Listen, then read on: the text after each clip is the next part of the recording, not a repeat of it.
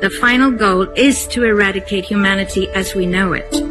Once you understand the final destination, it becomes much easier to look back and identify the psychological conditioning, the biological tampering, the cultural grooming and the educational prepping that we have been subjected to for decades in preparation to making us accept a post-human future.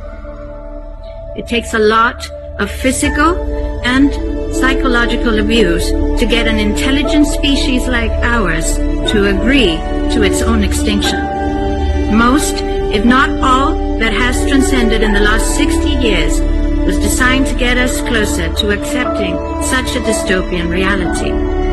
Whether you care to accept it or not, we live in a hyper-controlled matrix where our perception of reality is meticulously planned, managed, and executed in order to control and steer us in whichever direction they wish.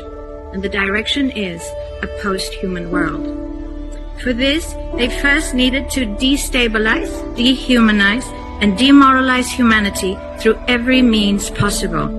The destruction of the nuclear family, children being indoctrinated by the state, abortion, the eradication of God and spirituality from education, life in megacities and away from nature, toxic food, air and water, social media, replacing real human connection and interaction, engineered financial crisis and taxation, endless wars and massive migration, stress, anxiety, depression, drugs and alcohol, constant fear-mongering, moral relativism as the new religion, and I could go on and on about how humanity has been influenced and forced to move away from all the things that give us strength, security, purpose, and meaning.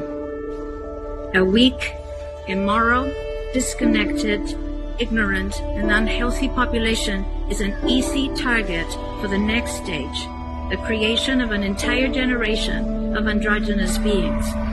Masculinity is under attack psychologically, culturally, and biologically. Women are being replaced in sports, entertainment, and politics by men pretending to be women. And children are being indoctrinated at school to think that gender is a choice. The transgender movement is not a grassroots movement. It comes from the top.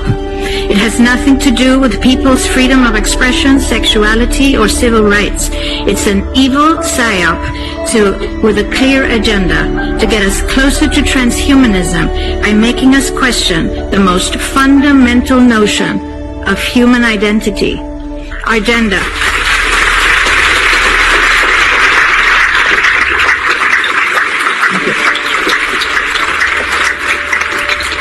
If you don't know who you are, if you already identify as a hybrid between a man and a woman, you will be easily convinced to become a hybrid between human and machine. Gender ideology is the 2 + 2 = 5 from George Orwell's 1984 dystopian novel. It's the final test to see whether we will follow the most absurd party line towards our own extinction. But 2 + 2 = 4. And no matter how you choose to dress, call yourself, or change your physique, will not change that. The sad reality, though, is that in the gaslighting process to get us closer to a post-human future, they have mentally and physically harmed an increasing number of children and young people, and it's only getting worse. This must be stopped.